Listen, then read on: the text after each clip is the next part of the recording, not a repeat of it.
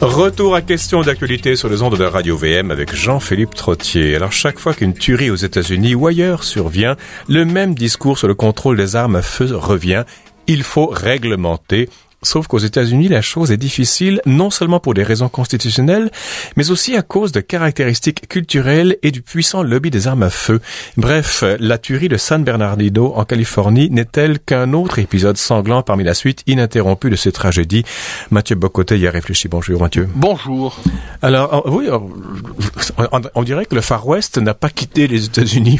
En fait, c'est assez particulier pour cette tuerie qui était aussi un attentat. Oui, tout à fait. Parce que les premiers... En fait, l'habitude nous amenait à croire, dans les premières heures, qu'il s'agissait simplement, pour le dire avec un mot qui ne convient pas, d'une autre tuerie de masse, comme il y en a tant aux États-Unis. Presque chaque jour, hein? Oui, de ces...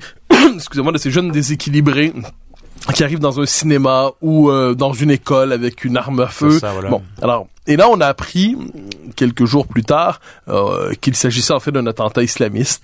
Alors, il ne faut pas effacer la singularité de cet attentat. Il ne faut pas, donc, il n'est pas comme les autres parce qu'il donne une signification différente. Sauf qu'il s'inscrit quand même dans une praxis, si je veux dire. Il s'inscrit par ailleurs dans une société qui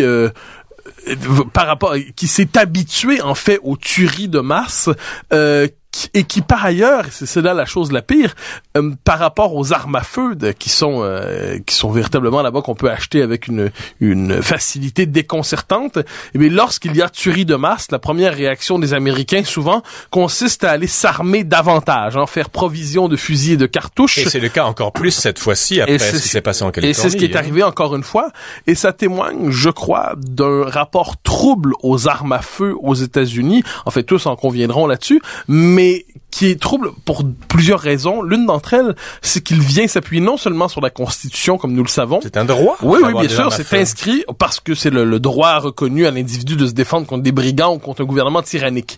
Mais c'est aussi cette espèce justement d'individualisme extrême qui amène l'individu à vouloir avoir les moyens de se faire justice lui-même si les circonstances l'exigent. Mais il y a toujours eu cette tension, Mathieu Bocoté, aux États-Unis entre cette volonté farouche d'être indépendant des autorités, qu'elles soient militaires, financières, économiques, politiques, et en même temps ce besoin de protection.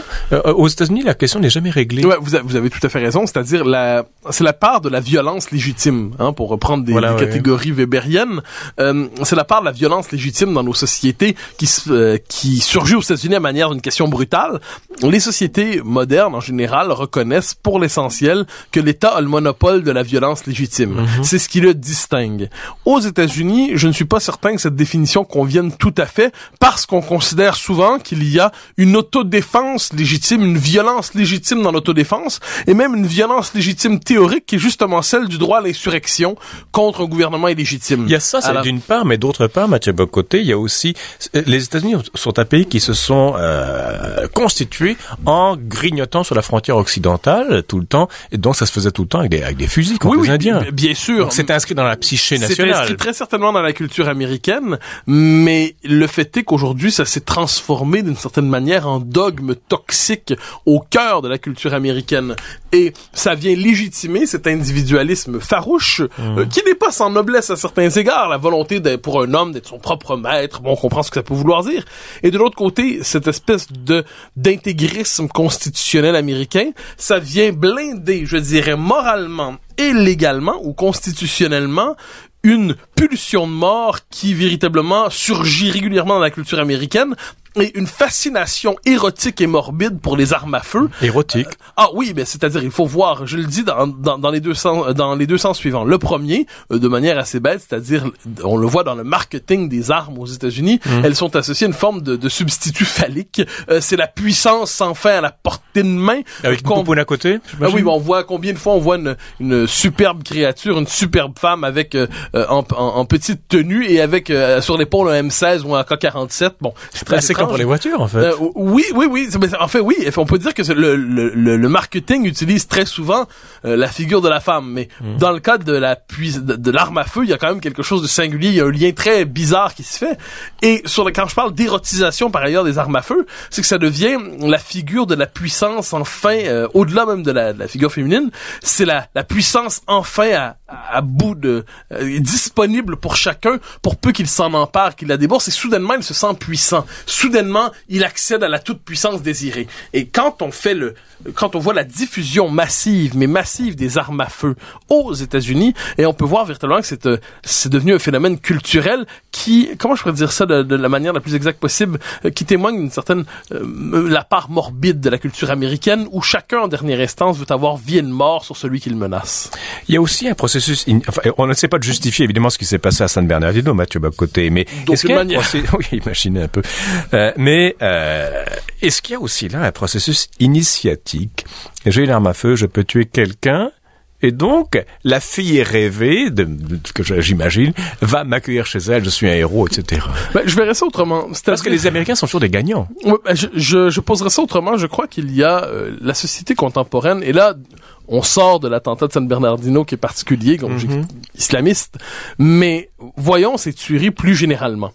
Elles témoignent de ce qu'on pourrait appeler, je crois, la part diabolique au cœur au cœur de l'homme, c'est-à-dire la tentation d'un coup de s'instituer en maître de l'univers, c'est-à-dire j'aurai sur vous droit de vie et de mort, j'aurai sur vous la toute-puissance, je peux par ailleurs, si je me lance dans une tuerie de masse, je rejoins immédiatement le théâtre mondial des assassins. Je suis assuré d'avoir une réputation immédiate sur la scène mondiale à la manière d'un autre de ces tueurs fous, et c'est une forme de confirmation d'existence pour certains esprits délirants. Mathieu Bock-Côté, tueur fou ou tueur symptomatique? Le tueur fou, c'est bien gentil. On dit, il est fou, voilà, c'est réglé. Mais il y aura d'autres fous qui vont venir. Voilà, c'est-à-dire, il faut utiliser les deux. Je pense que tueur fou, c'est-à-dire, il y a quelque chose de particulier aux États-Unis. Voilà pourquoi j'utilise l'expression tueur fou. On pourrait dire que pour les islamistes, Dieu sait que je n'ai pas de sympathie pour eux, mais la violence de masse est un moyen au service d'autre chose, qui est l'instauration du califat, ou de la Oumma, d'une victoire complète de l'État islamique, ou à tout le moins pour ça.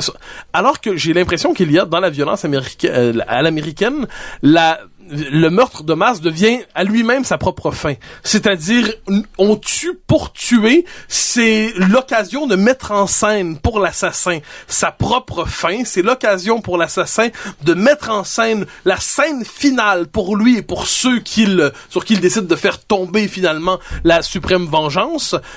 Et à partir de là, vous le noterez souvent, on exécute, on tue, et à la fin, on se suicide. Et à la fin, on se suicide comme si on ne tolérait pas que quelqu'un d'autre que nous soit le juge de nos crimes.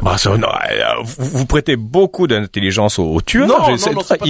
Il me semble, Mathieu, que c'est plutôt... pourquoi arrêter en si bon chemin? Et surtout, on est dans cette apothéose de mitraille. Alors, forcément, quand on voit tout ce qu'on fait, on est aspiré par cela. Il n'y a pas un calcul disant je veux finir en héros. Je pense pas que c'est un calcul. Je dis pas ça. Dieu sait que je ne présente pas les choses ici en termes de choix rationnels. Mais je crois que c'est dans cette logique de toute puissance qui s'empare de certains cerveaux malades. Eh bien, se suicider au terme de l'assassinat, c'est une manière de dire au terme de la scène, c'est moi qui décide de comment elle se termine. Je ne me soumettrai pas au jugement des autres, je ne me soumettrai pas au jugement des hommes, je me soumets à mon seul jugement, finalement. C'est une grosse matière à débat ici, Mathieu Bock-Côté, parce qu'il y a bien des choses à raconter là-dessus. Autre chose qui me, et on va venir ensuite avec la fusion avec l'islamisme. Oui. Je suis d'un autre côté pas surpris de tout ce qui se passe aux États-Unis, parce que c'est une société hyper morale. À gauche ou à droite, peu importe, mais tellement moralisatrice même que une soupape de sécurité pour faire sortir la vapeur de trop plein, si vous voulez, pour des gens qui n'ont pas la capacité de verbaliser, c'est le fusil. Alors, je dirais, et là on arrive à une question fondamentale, c'est-à-dire c'est le fusil, mais le problème c'est l'accès au fusil. C'est-à-dire, on revient donc au premier argument. Mais parce que c'est fondamental, c'est-à-dire qu'il y a dans chaque société moderne, à cause de l'atomisation des rapports sociaux, à cause du sentiment d'anomie, à cause du sentiment de fragmentation, parce que l'imaginaire collectif est véritablement saturé de violence. Bon, alors tout ça crée certainement une psychologie destructrice. Oui, mais il y a aussi le côté hyper moralisateur du discours, de la rectitude politique. Mais vous voyez, par exemple, la rage au volant, on connaît ça aux États-Unis, comme on connaît ça au Canada, comme on connaît ça au Québec. Mais ici, là, celui qui a la rage au volant n'a pas dans son coffre à gants un pistolet automatique pour régler le cas de celui qui vient de le couper sur la route. Ça peut paraître un détail, mais ce n'en est pas un. C'est-à-dire, au moment où la violence peut se canaliser aux États-Unis et se transformer en violence meurtrière, souvent, très souvent, il y a à portée de main une arme à feu.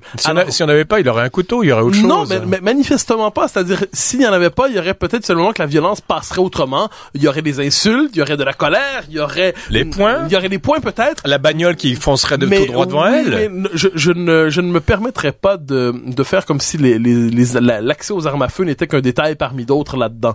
Le fait qu'un homme en situation de colère puisse avoir accès à côté de lui, je connais pas le nom des armes, mais un Beretta, là, je sais que c'est le nom d'un pistolet, et puisse tirer sur la personne à côté de lui, c'est quand même le signe, une disponibilité d'une puissance qui normalement devrait être réservée à certaines personnes en position d'autorité tout à fait singulière. Mais s'il est fâché, c'est cette rage, mais il y a d'autres façons d'assouvir sa rage. Il y a de la rage au volant au Québec aussi, ça se termine rarement dans une fusillade, pour le dire ainsi. Je comprends, mais parce que nous, on est peut-être beaucoup plus pas civilisé, mais plus pacifique en un sens. Bon, j'en sais rien. Vous nous prêtez de grandes vertus, je suis prêt à les prendre. J'accepte tous les. Pour vous, c'est pas une vertu. J'accepte tous les. Être pacifique, c'est quand même pas si mal dans les circonstances. Pacifiste, mettons. Mais cela dit, je reviens à ça, c'est-à-dire l'élément central, me semble-t-il, c'est que cette pulsion de assassine, cette pulsion meurtrière qui habite probablement, qui traverse chaque société d'une manière ou de l'autre, qui habite chaque société d'une manière ou de l'autre, et chaque société travaille à la refouler, chaque société travaille à la domestiquer, chaque société travaille à la transcender. Au lieu de la symboliser. Oui, non, mais aux États-Unis, cette pulsion est directement directement à la possibilité d'une satisfaction violente par le meurtre, par les armes. À laquelle se greffe l'islamisme maintenant, et là, c'est un cocktail encore plus explosif. Là, je crois qu'il faut distinguer véritablement, alors dans le cas américain, peut-être, est-ce que ça va prendre une forme particulière, mais il faut distinguer ces deux types de violence. Comme je le dis, la violence islamiste, aussi dégoûtante et abjecte soit-elle, doit être pensée, quand on l'analyse, à la manière d'une violence qui est instrument au service d'une cause. C'est-à-dire, en gros, on le voit, l'établissement d'une domination islamique mondiale. Bon, pour ceux qui sont dans cet état d'esprit, ce sont des esprits singuliers. Et le terreau est très favorable en Occident, un Occident dévitalisé. Alors, on le voit, par exemple, certains disent, par exemple, en Europe, que de jeunes hommes qui sont en quête d'absolu trouvent dans le djihadisme l'occasion de satisfaire un désir héroïque. Bon, on connaît cette analyse, il y aurait moyen probablement de la nuancer. La violence à l'américaine, encore une fois, je le dis, est moins une violence d'agression, c'est-à-dire... Que d'affirmation personnelle. Oui, je dirais symptomatique d'une désagrégation sociale. C'est-à-dire, c'est moins une violence d'agression qu'une violence suicidaire. Évidemment, ça vient avec l'agression aux alentours, il n'y a pas de doute là-dessus, mais c'est le symptôme d'une société en décomposition, je crois. À laquelle l'islamisme peut apporter une solution imaginaire, en plus. Pour certaines personnes, c'est-à-dire pour certaines... Et c'est excitant d'être islamiste. C'est la chevalerie, puis ça coule, le sang coule.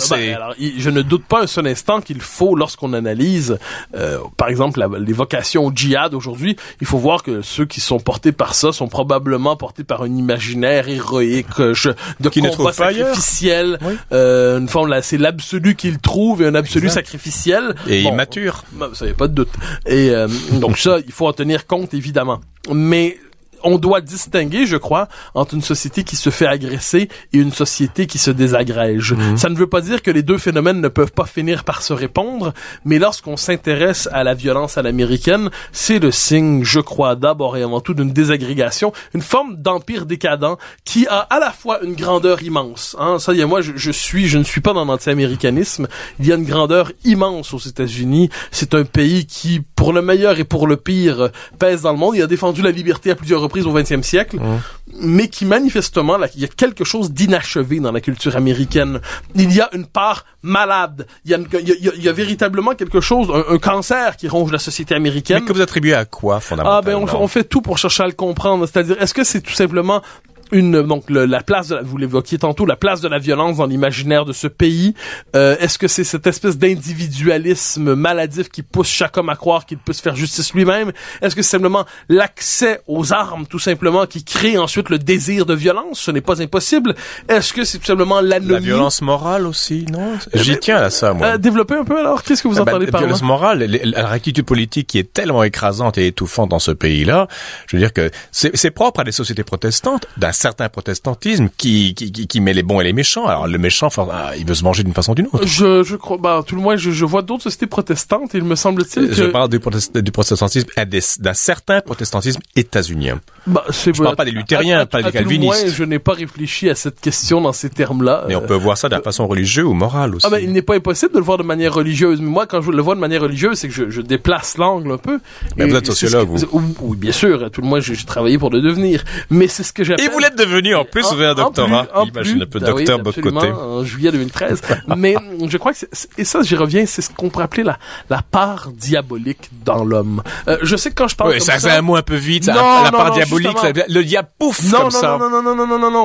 Non, comprenez-moi bien, je parle pas ici d'une bête avec des cornes. Non, je veux dire, mais c'est un mot pour tout. Non, ben oui, évidemment, en fait, c'est un mot qui cherche à désigner quelque chose qui est assez insaisissable, c'est-à-dire la pulsion de mort en l'homme, le désir qu'a l'homme quelquefois de devenir, en voulant devenir tout puissant, eh bien il souhaite emporter le monde dans son propre délire, dans son désir d'annihilation, le désir quelquefois d'avoir un pouvoir de vie et de mort sur son prochain, et selon une simple manifestation de son désir d'en finir avec celui qui l'embête. Ce qui rappelle la chute de Camus.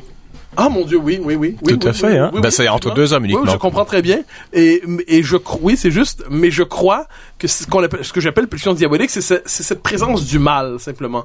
Et nos sociétés sont de moins en moins capables de penser le mal, je l'ai souvent dit, parce qu'elles pensent la maladie. Il y a une dissolution du mal dans la maladie. Et non pas une catégorie métaphysique. Voilà, c'est-à-dire, oui, on y voit une maladie plutôt qu'une catégorie, je dirais, ontologique, fondamentale, par laquelle on doit penser les sociétés humaines. Et quand on décide de penser le mal, la question est de savoir comment justement le transcender, le refouler, le symboliser. Il y a différentes manières de le faire. On peut jamais l'éradiquer une fois pour toutes, mais ce qui est certain, c'est que je crois qu'on doit penser les tueries américaines à la lumière de cette présence du mal. Mathieu Bocoté, comme toujours, ces conversations entre vous et moi sont passionnantes et j'espère que les auditeurs vont rapporter chez eux de quoi réfléchir. Et donc, je vous donne rendez-vous la semaine prochaine. Avec grand plaisir. Merci beaucoup.